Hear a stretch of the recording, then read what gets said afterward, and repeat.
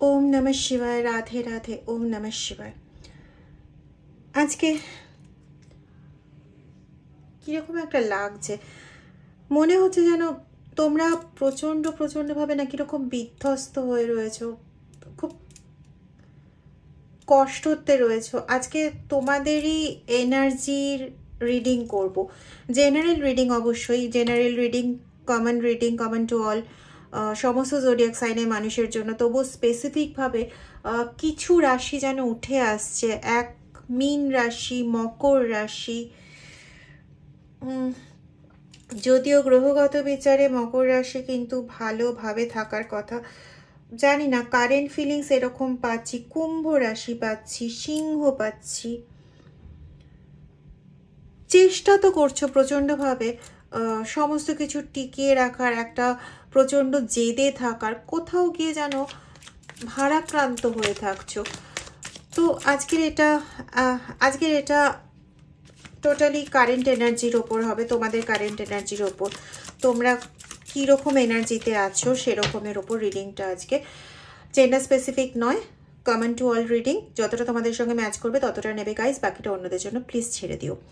And একটা কথাই প্রথমেই বলবো যে দেখো, যে অবস্থাতেই থাকো না কেন, তোমরাও জানো, বারবার করো সেটা, আমার নতুন করে বলার কিছু নেই।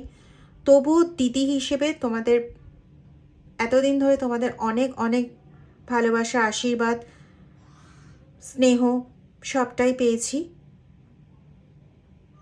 এখান থেকে আমার ভাই, মামনি, অনেকগুলো জায়গা পেয়েছি। তো with due respect to all, আমি শুধু একটাই কথা বলবো, যেটা তোমরা জানো সেটাই আবার করে বলে দেওয়া। থেমে যাওয়ার জন্য এই পৃথিবী নয়, আর তোমরা থেমে যাওয়ার জন্য তো নওই। তোমরা থেমে যাওয়ার জন্য নও। প্লিজ নিজেকে আবার রিভাইভ করো। কোথাও গিয়ে না তোমাদের এবার নিজেকে জাগিয়ে তুলতে কষ্ট হচ্ছে, কেন জানি না। আজকে রিডিং করতে গিয়ে বারবার শুধু এই জায়গাটাই ভীষণভাবে মাথায় আসছে।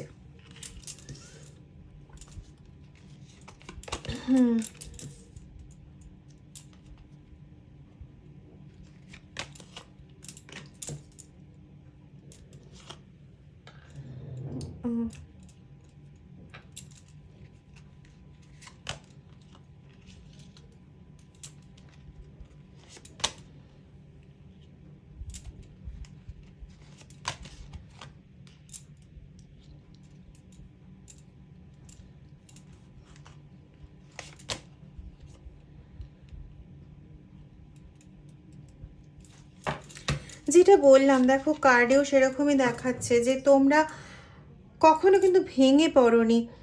প্রত্যেকটা সিচুয়েশনে তোমরা চেষ্টা করেছো শান্ত থাকতে, শান্তভাবে সমস্ত সিচুয়েশনকে হ্যান্ডেল করার চেষ্টা করেছো।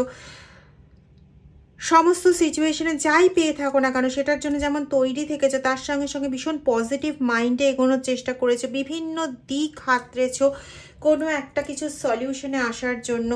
বিভিন্ন কল্পনা করে, কাউন্টিং করে তোমরা এগিয়েছো, মানে কোন দিকে এগোনোর, ভালো কি হতে পারে, খারাপ কি হতে পারে, এই সমস্ত কিছু তোমরা দেখেছো।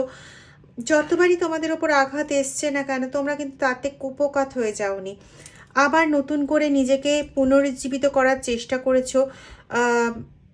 সব রকম ঝামেলার মধ্যে থেকে নিজেকে বের করে আনার জন্য ঠান্ডা মাথায় চিন্তা করে তোমরা কিন্তু এগোনোর চেষ্টা করেছো। কিন্তু বর্তমানে কোথাও গিয়ে এই পরিস্থিতিটাই না একদম উল্টো হয়ে গেছে।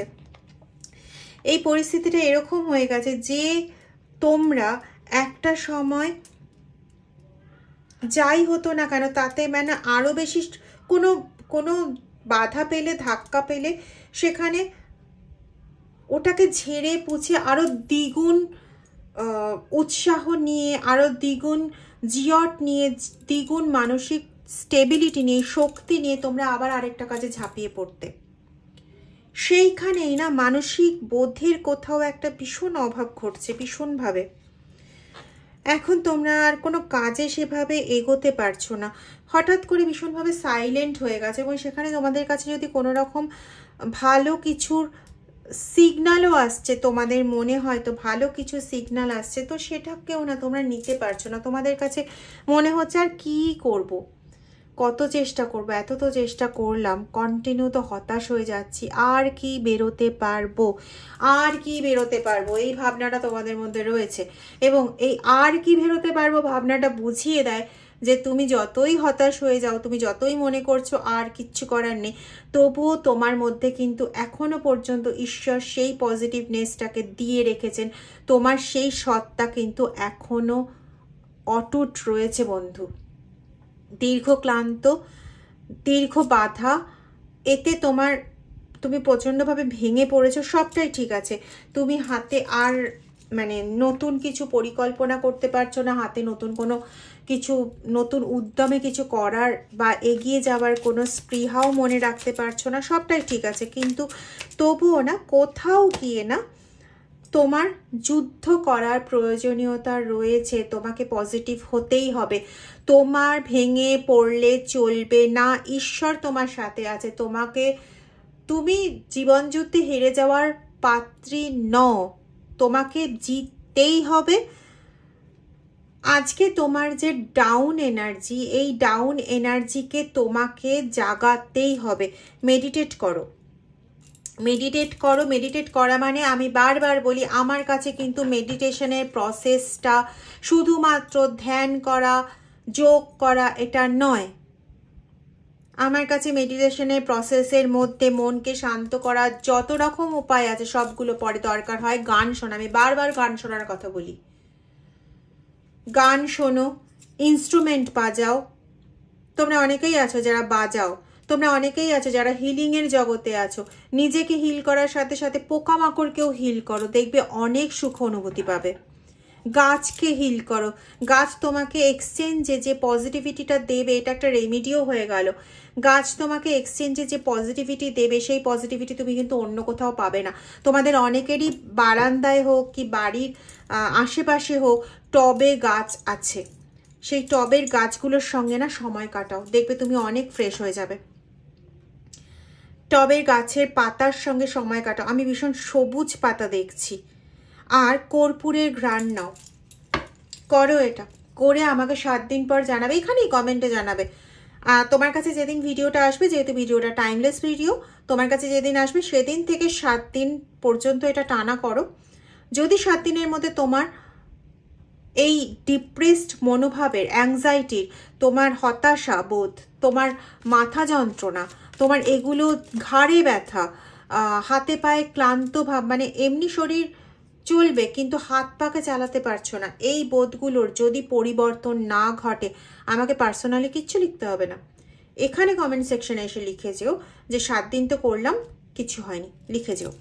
আর যদি হয় তাহলে সেটাও লিখো, আমার ভালো লাগবে।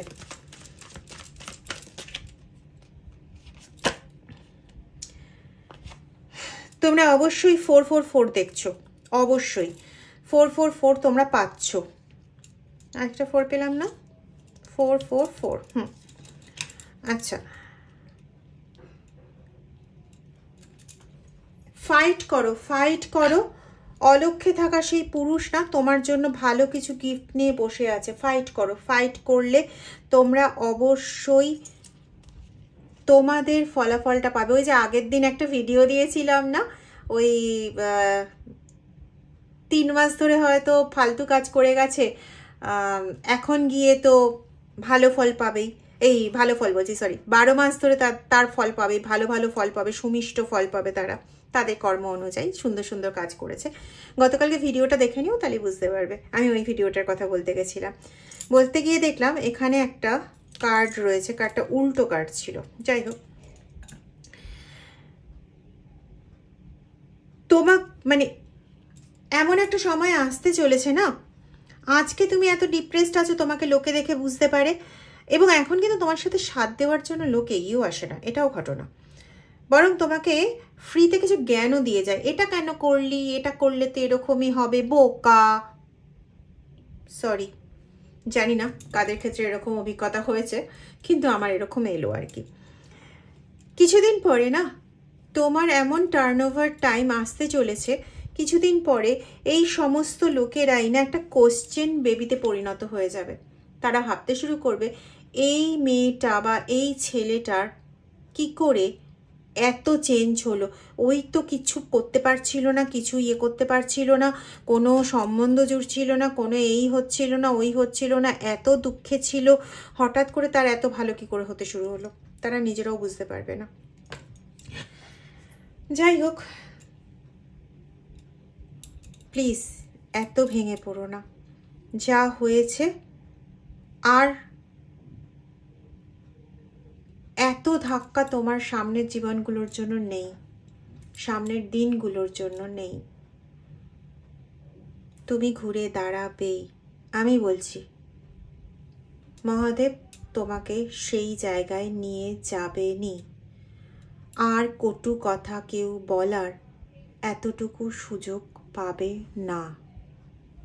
বিশ্বাস রাখো, ভরসা রাখো আমার ওপর না, তোমার নিজের ওপর, তোমার ঈশ্বরের ওপর। আমার ওপর ভরসা রাখতে আমি বলছি না, আমি কি, আমি তো এই একটা রিডিং করলাম, ব্যাস হয়ে গেল।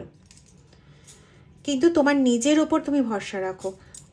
তুমি তোমার ছায়ার সঙ্গী, তোমার ছায়াটা কিন্তু তোমার সঙ্গে সঙ্গেই চলে, তাই তুমি তোমার সঙ্গী সবার আগে, এবং তোমার সাথে যে তোমার এই দেহটা সৃষ্টি করেছেন সে তোমার সঙ্গী।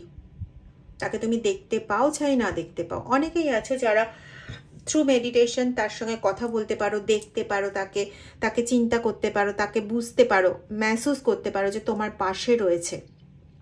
অনেকে হয়তো সেটা পারো না, কিন্তু পারো না পারো সে তোমার সাথে আছে, থাকবে। নিজেকে এতটা একা, এতটা ক্লান্তিকর, এতটা বিধ্বস্ত প্লিজ করে দিও না। তুমি একা নও, তুমি একা নও। ভালো থাকো প্লিজ। আরেকবার ঘুরে দাঁড়াও, আর একটা বার, আর সবুজের সঙ্গে সময় কাটাও। ভালো থেকো, ঘুরে দাঁড়াও।